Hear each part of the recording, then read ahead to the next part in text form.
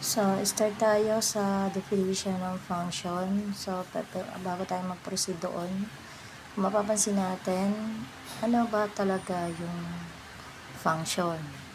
So, kung bibigyan natin siya ng graph, kapag sinabi yung function class, ito yung domain at range.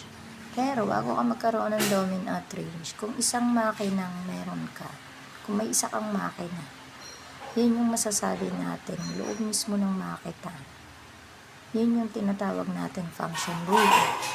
Kapag naman may pinasok ka sa makina or anything na may process na mangyayari, yung ipaprocess mong input, yun yung sasabihin natin input, yun yung domain. At yung lalabas na i-process mo, yun yung output, yun yung sasabihin natin range. So, ano ba yung function? Pag sinabing function, rules of correspondence between two non-empty sets to each element of the first set called the domain. So, one and only one element of the second set called the range. So, pag sinabing input, ito yung between two non-empty sets. So, ibig sabihin, yung input na yun, meron siyang laman or hindi siya. Syempre, once na nagpasok ka sa isang makina, syempre yung ipapasok mo, syempre may silbi. Para yung may silbi na yun, or yung anumang input yung ipapasok mo dun sa makina, magpaprocess siya kasi may laman siya eh. So, ibig sabihin, pag naipasok natin yung input, magpa-process siya sa function rule, tapos meron siyang lalabas na output. So, ibig sabihin, meron siyang gagawin para magkaroon ka ng output. Para lang tayong nag-aaral tayo dito sa function rule. Yung sabi natin, ano ba yung function rule sa mga estudyante? Yun yung school, yung panggagalingan ng kaalaman mo. Siyempre, manggagaling mo sa school. About yung input, ikaw mismo yan. Papasok ka dun sa school, lalabas ka, siyempre, ikaw na ay professional. Ikaw ay nakapagtapos. Isang data ka na, may bala ka na. Yun yung output mo. Maraming pwedeng gawing real life example in function. So, marami. Yung upuan, paano ba yun na-process? Siyempre, yung upuan, hindi naman siya. Kung upuan natin ay plastic. So, siguro, mag-start ka dun sa plastic lang muna. Tapos, magpapasok ka dun sa gagawin makinarya. Tapos, may lalabas na upuan na. So, anything na pwede mong makita sa paligid mo ay may pinanggalingan. That's why it is called function. Pag ikaw ay nag-i-evolve, masasabi nagpa-function ka. Kapag hindi ka na nag-i-evolve, di ka na magpa-function. Okay? So, yun ang sabi natin function. Now, maraming panggagalingan ng function para ma-determine mo yung function siya. Una, yung ating mapping diagram. Ano ba yung mapping? Pag sinabing mapping, kung meron tayong dalawang circle or any types of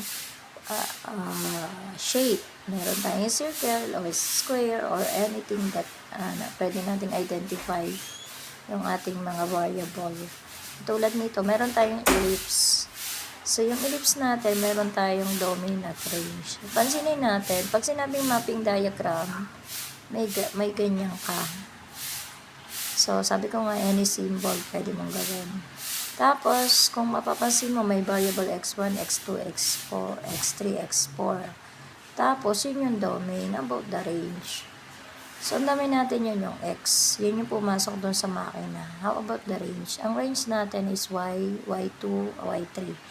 So, kapag na-match mo yung x1 to doon sa y1, tapos yung x2 na i-match mo sa y3, yung x3 na i-match mo, mapapansin mo, masasabi mo bang function to o hindi?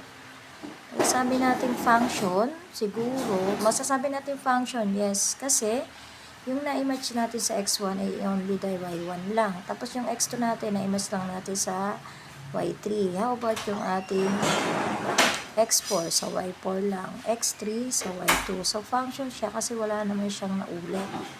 Hindi siya nag-ulit ng pagmamatch dun sa range. Kasi ang sabi nga sa definition, between two non-empty sets. So, ibig sabihin, dapat daw yung ating domain, i-match lang natin sa second element niya na si range. So, ito ay masasabi nating function kasi hindi naman naulit na nag-match yung ating domain to sa ating range. How about yung example number 2? So, masasabi natin yung y natin is equal to f of x. Ang sabi in higher mathematics, ang y daw natin is the value of f of x. So, pwede natin isulat ng y or pwede natin isulat ng f of x. Ngayon, ang domain natin is 1, 2. Pansinin natin saan sila nag-match. Yung 1, na-match siya sa 2, na-match din siya sa 3. So, ito, pwede natin sabihin hindi siya function. Kasi, yung domain daw, hindi daw pwedeng mag-match sa dalawa na value ng y. So, ayan. Since parehas niyang na-match yung 2 and 3, tapos 2 and 4, so, hindi, not a function. So, ito ay pwede sa masabing function. So, kung yung mapping ay pagkaano ng mga ganyan, i-match natin. So, pagdating naman sa ordered pairs, ito dapat yung number 1. Pero since nauna natin yung mapping. So, pag sinabi namang ordered pairs, which is the following sets of ordered pairs. So, pag sinabing ordered pairs, meron tayong example dito, yung number 1, yung A natin. Pasinin natin yung ordered pairs, naka-bracket siya. So, 1 and 2, tapos 2 and 3, 3 and 4, 4 and 5. Is this a function? Kung pasinin natin yung domain natin, first element natin is the value of x.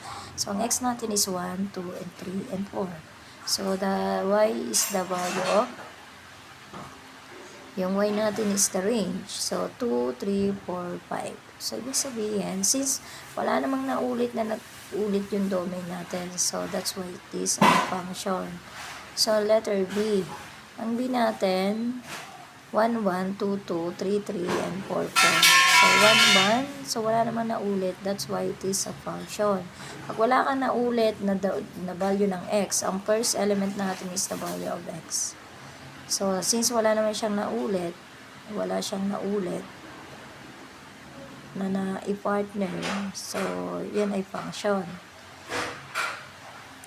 So, ito naman yung ating number 3, 1, 0, 0, 1, negative 1, 0. Pansinin natin yung 1. Yung 1 dito at 1 dyan is magkaiba naman sila ng sign. Isang negative, isang positive. So, pero not function siya. Bakit? Hanapin natin. Kasi yung ating 0 dito at 0 dito sa first element ay naulit. So, not a function. Yung letter D natin, negative 2, negative 1, 0, 1, 2. So, wala naman na ulit sa domain. So, lahat naman siya ay dapat kasi napaka-importante. Ang domain daw dapat ay hindi mauulit para masabi natin function siya. So, it is a function. So, ito po muna tayo sa isang pagdidiscuss ng mapping at ordered pairs. Ang ordered pairs class ay pagmamatch yan ng number kung saan ordered may x and y siya. So, madidetermine natin kung function siya kung hindi na ulit yung value ng ating x. So, yan. How about the mapping? Ang mapping din, same lang din. Ginawa lang siyang pagganito. Ibig sabihin, ginawa lang siyang pa-diagram. So, I hope na naintindihan yan. Mapping and ordered words pa lang yan.